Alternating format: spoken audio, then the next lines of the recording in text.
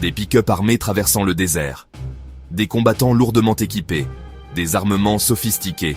Le Sahel brûle depuis 15 ans. Mais qui paie la facture? Car faire la guerre coûte cher. Très cher. Armes, munitions, véhicules, salaires, nourriture, carburant. Un groupe armé de 1000 combattants dépense facilement plusieurs millions de dollars par an.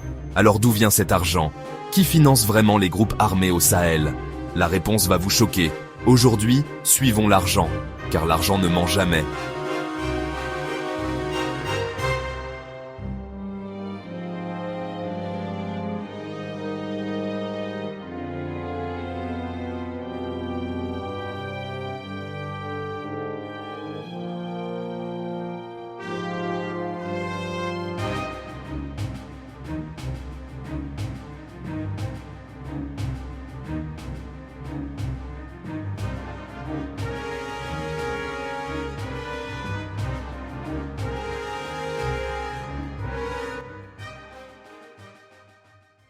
Commençons par le financement le plus lucratif et le plus tabou. Les rançons. Entre 2008 et 2014, Al-Qaïda au Maghreb islamique a enlevé plus de 50 occidentaux au Sahel. Et les gouvernements européens ont payé. Encore et encore. Des dizaines de millions d'euros, officiellement niés, mais documentés par plusieurs enquêtes. Le New York Times révèle en 2014 qu'Al-Qaïda aurait touché au moins 125 millions de dollars de rançon depuis 2008. La moitié viendrait de gouvernements européens, principalement la France, l'Espagne, la Suisse, l'Autriche. La France démente officiellement. Mais les faits sont têtus. 4 otages français libérés en octobre 2013 au Mali. Quelques semaines plus tard, AQMI achète un arsenal considérable, recrute massivement. Coïncidence? Le prix par otage? Entre 3 et 10 millions d'euros selon les cas. Plus l'otage vient d'un pays riche, plus la rançon est élevée. Les États-Unis et le Royaume-Uni refusent officiellement de payer. Résultat, leurs ressortissants sont souvent exécutés. Les pays qui paient voient leurs citoyens généralement libérés. Un calcul moral terrible, mais compréhensible. Le problème? Chaque rançon payée finance directement les groupes terroristes. Elle permet d'acheter des armes, de recruter, de lancer de nouvelles opérations. Elle condamne indirectement des centaines d'Africains qui mourront dans les attaques suivantes. Certains analystes estiment que les rançons ont représenté jusqu'à 50% du financement d'AQMI entre 2010 et 2015. Un demi-milliard de dollars au total sur une décennie.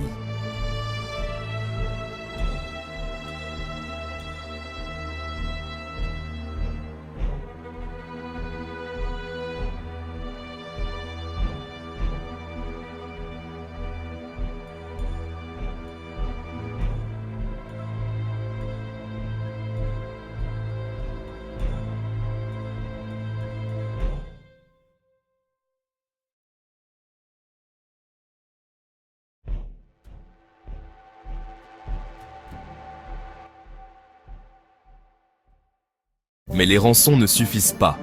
Entrer dans l'économie réelle des groupes armés. L'or. Le Sahel regorge d'or. Mali, Burkina Faso, Niger. Des milliers de sites d'orpaillage artisanal parsèment la région. Et les groupes armés ont compris le potentiel. Ils contrôlent désormais de vastes zones minières. Soit directement, soit via des taxes prélevées sur les orpailleurs. Le système est simple et terriblement efficace. Les groupes armés offrent protection aux orpailleurs contre une part de la production, généralement entre 20 et 50%. Ceux qui refusent, ils sont chassés ou tués. Au Burkina Faso, l'État islamique au Grand Sahara contrôle des dizaines de sites dans l'est du pays. Production estimée, plusieurs tonnes d'or par an.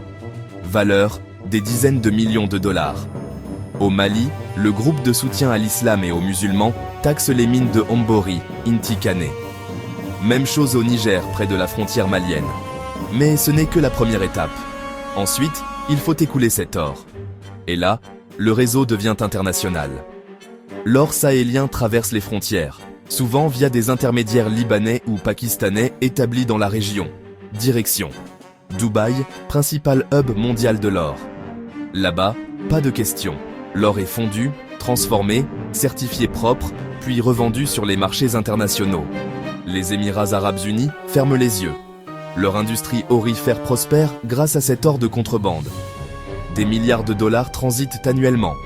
Une partie finance le terrorisme sahélien.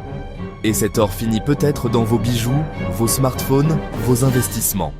La mondialisation du crime.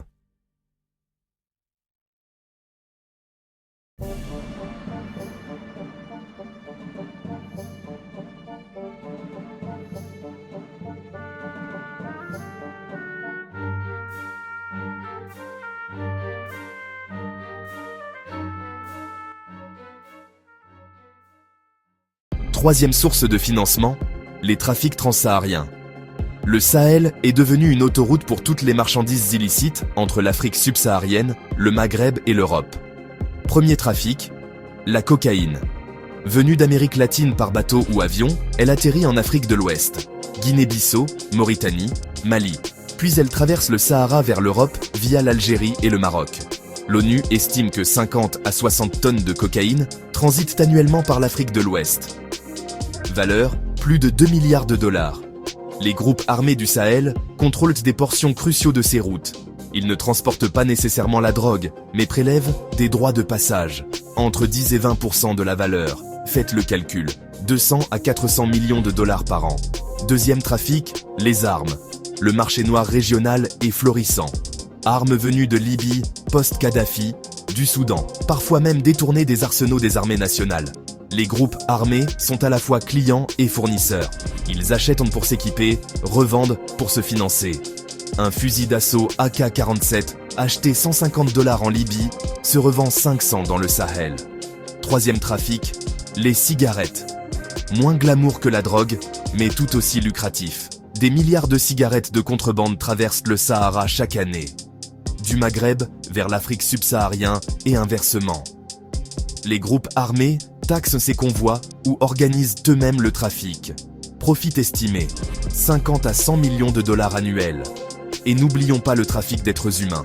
Les migrants qui tentent de rejoindre l'Europe perdent des passeurs. Ces passeurs paient des taxes aux groupes armés contrôlant les territoires. Encore des millions.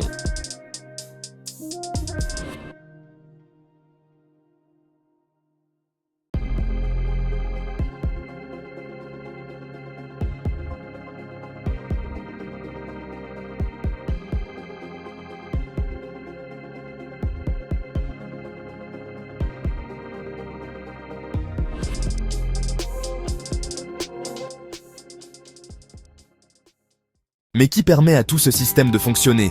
Les groupes armés ne pourraient mieux pas prospérer sans complicité. Première complicité, certains États du Golfe. Le Qatar et le Koweït ont été accusés à plusieurs reprises de financer des groupes islamistes au Sahel, notamment au Mali et en Libye, officiellement pour des œuvres caritatives. Officieusement, cet argent alimente des groupes armés. Des câbles diplomatiques américains publiés par Wikileaks le confirment. Deuxième complicité, la corruption locale. Des élites maliennes, burkinabées, nigériennes s'enrichissent en facilitant les trafics. Officiers militaires qui ferment les yeux, fonctionnaires qui falsifient des documents, politiciens qui protègent des réseaux. Un rapport de l'ONU de 2020 révèle qu'au Mali, certains commandants militaires font commerce avec les groupes qu'ils sont censés combattre. Échange d'armes contre or, accord de non-agression tacite. Troisième complicité, les intermédiaires internationaux.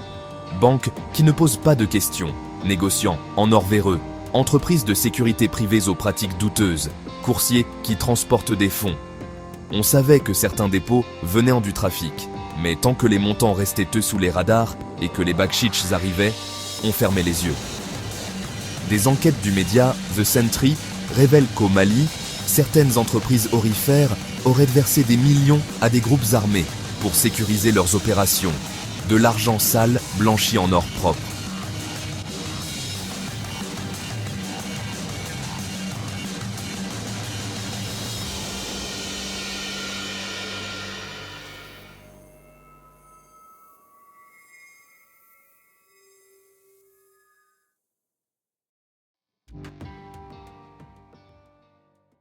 Alors, qui finance vraiment les groupes armés au Sahel ? La réponse est complexe et dérangeante. Les gouvernements européens via les rançons, les consommateurs occidentaux via la drogue et l'or, les États du Golfe via le financement idéologique. Les élites corrompues locales via les trafics, les entreprises internationales via les arrangements troubles.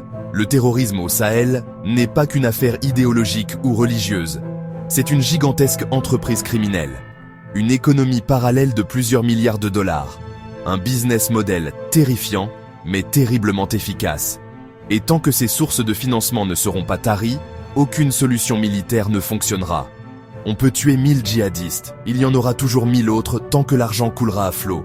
La guerre au Sahel ne se gagnera pas seulement avec des soldats, elle se gagnera en coupant les robinets financiers, en fermant les circuits de leurs salles, en arrêtant de payer des rançons, en sanctionnant les États complices, en poursuivant les intermédiaires corrompus. Mais pour cela, il faudrait que l'Occident regarde ses propres responsabilités en face. Et ça, c'est le plus difficile.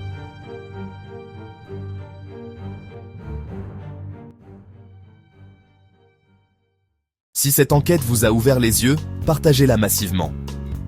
Commentez vos réflexions. Abonnez-vous pour plus d'investigations qui suivent en l'argent jusqu'à la vérité. Les sources complètes sont en description. Rapports ONU, enquêtes journalistiques, documents déclassifiés. Suivez toujours l'argent, c'est là que se cache la vérité.